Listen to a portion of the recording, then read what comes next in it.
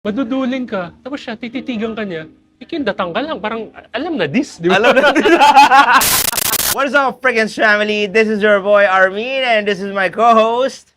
Terrence. Welcome back again dito sa Amoy Hiranyan! Okay, Boss Terence. Mukhang hinatak mo ako today sa Hindi, video. may kukwento ko sa'yo. Ano Arvin. kwento mo? Sige ha. Itong si Sydney, Ah, shoutout sa'yo, Sydney Manalo. yeah. Nabudol ako. May binili ako sa kanya. Binili ko sa kanya to. Oh, Hachimat Pero- X. pero Siya na eh. guys, hindi ito yung re-review namin Oo. Ikukwento ko lang sa inyo. Pagdating nito sa akin, Oo. biglang may naliligaw na maliit na bote, may decant siyang pinadala. Okay. Okay. Yung pagka-spray ko nito, okay. Pero pagka-spray ko nung decant, bigla ako nag-message sa kanya, Sydney, ano to? Lutik, sabi, panalo to. Tinatanong niya, kumusta yung Hachibat X? Okay lang, ganun-ganun. Parang mature version ng Hachibat. Oo. Pero, yung pinadala mong ano, meron akong food battle nun. Alam mo anong bote yun? Anong bote yun? Guys, Van Cleef and Arpels Musk de Soy. The soy. Sorry Wow. kung mali yung pag-pronounce ko. Oo, grabe. Ang ganda Pero, ng bote. Armin, Van Cleef, iba talaga ang Van Cleef eh. yung sa decant pa lang, Oo. grabe talagang inubos ko siya. Talagang pinahid ko talaga. Grabe. Pinanliko mo, no? Ang bango. Guys, kasi ganito napaamoy ko na to kay Armin kanina. Mm. Can you briefly describe kung ano yung amoy niya? Okay, sure, no problem. For me, quick story lang din Okay, before we dive into this brand. Actually, Van Cleef and Arpels, matagal ko nang love tong brand na to. I have a big respect to Van Cleef and Arpels. Dati, I own vintage Van Cleef and Arpels Puro Homme, which is a very leathery, oak mossy, classic fougere fragrance. Meron din ako dati vintage Char, T-S-A-R, by Van Cleef and Arpels, first formulation, Sanofi edition. Okay, so I really love those. Pero binante ko na siya kasi those are the times na nagko-collect lang ako, buy and sell lang, tapos nilelet ko lang. Welcome to the point na they never go wrong ang Van Cleef and Arpels. When they release something parang hindi siya parang yung parang nasa hype lang, hype trend. They release something that parang kung ano talaga vision ng director nila, we want to release something like this. Wala pang gantong gumagawa. Or let's bring back the fashion designer fragrances na nire-release dati ng mga pabango. We bring those back. Buhayin natin sila. So, diving into the fragrance, this is itong Musk de Soie. It's a very floral, light, airy type of a scent. It's like more on aldehydes. So, if you really love aldehydes, creamy, soapy, musky, floral, na may pagka powdery feel, very airy siya, this is for you. This is a very unisex scent in my opinion. Sobrang panalo siya for me. Okay, tutuloy ko yung kwento ko Sure, go. Kasi talagang, okay, decant lang yun. Kasi normally ako, pag decant lang, one spray, pag hindi ko nagustuhan, wala na, tatabi ko na siya. Tatabi. Hindi mo napapansinin, no? Talagang for 2 or 3 straight nights, Oo. talagang sabi ko, Inaaway mo, wala? every night, same reaction. Ang bango, ang bango, ang bango. And guys, nabanggit ni Armin, musky powdery siya. Yeah.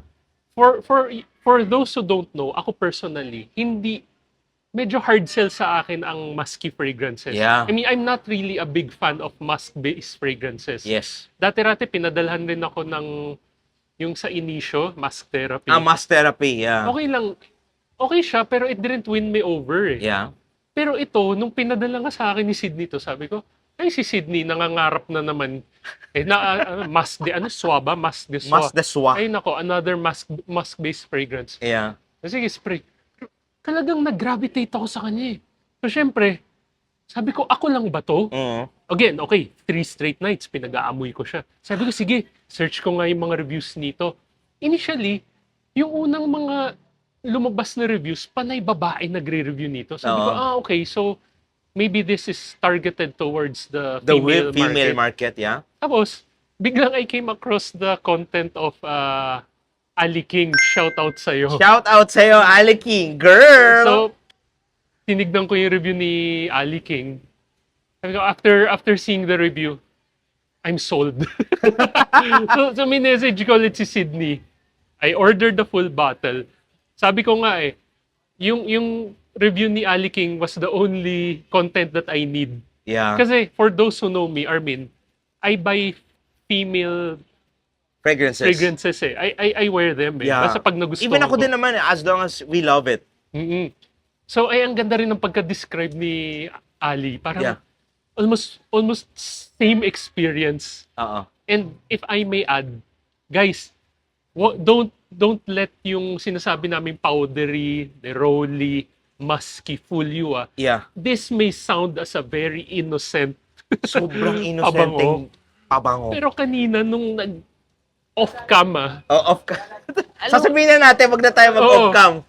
We will be transparent with you guys kung ano yung naaamoy namin sa Okay. itong pabango na to. Ikaw muna, go. Okay, at first spray, it smells like baby powder. Yeah. It smells like yun nga, sabon Sabon. na parang baby soap. Baby, yeah, very Tapos- very gentle. Tapos andun yung musk. Yeah.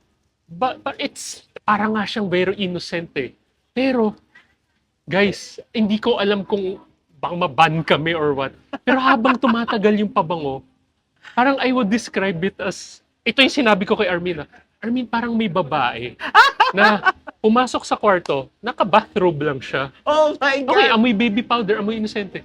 Tapos pagkatanggal ng bathrobe, biglang naka-lingerie. Naka-lingerie.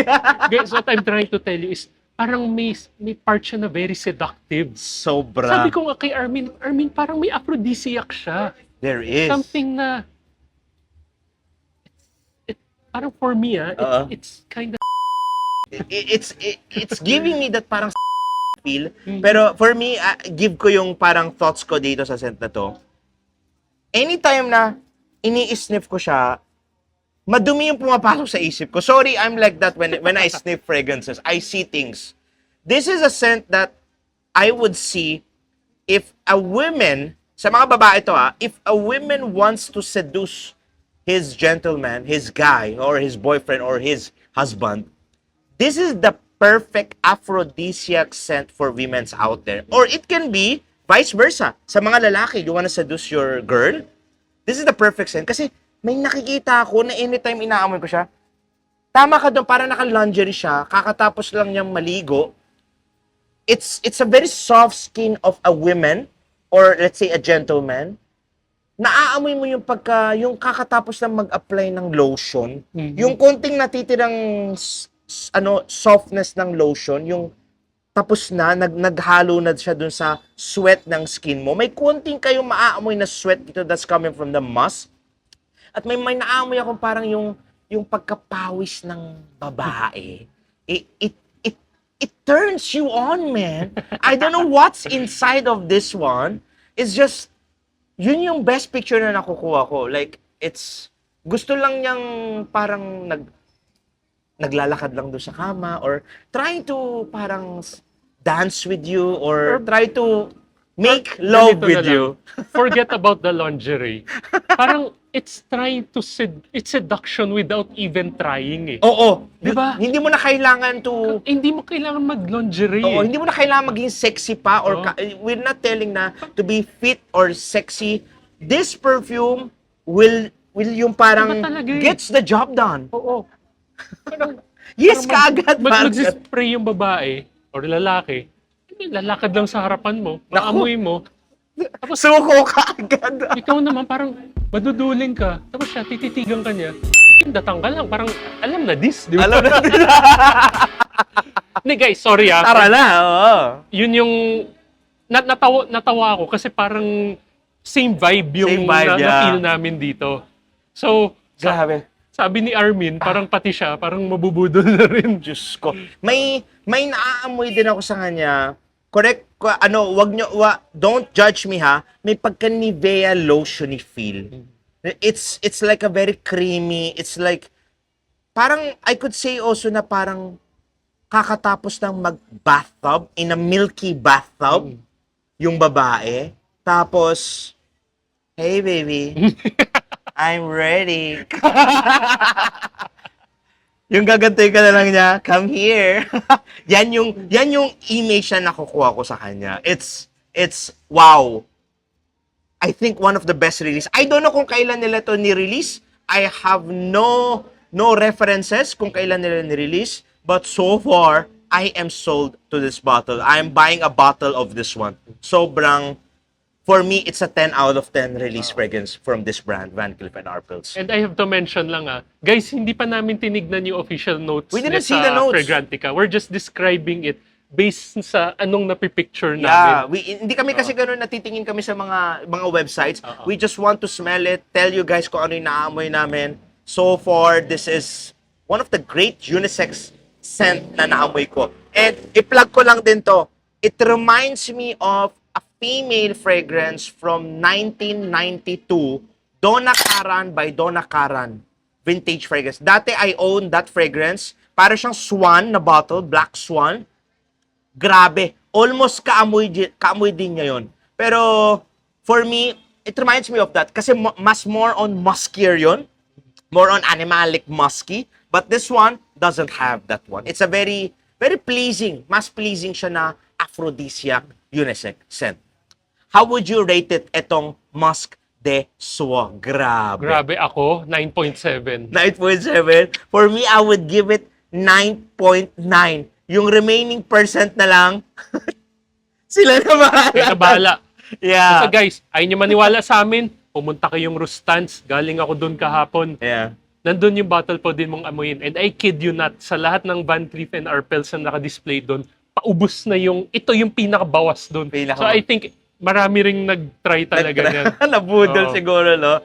So, yun lang yung masasabi namin. Hopefully, nagustuhan nyo itong review namin. Let us know, what is your favorite from the brand of Van Cleef & Arpels? Have you tried yung mga line nila? Have you tried the vintage versions nila? Like, Van Cleef & Arpels Pour Homme, vintage version.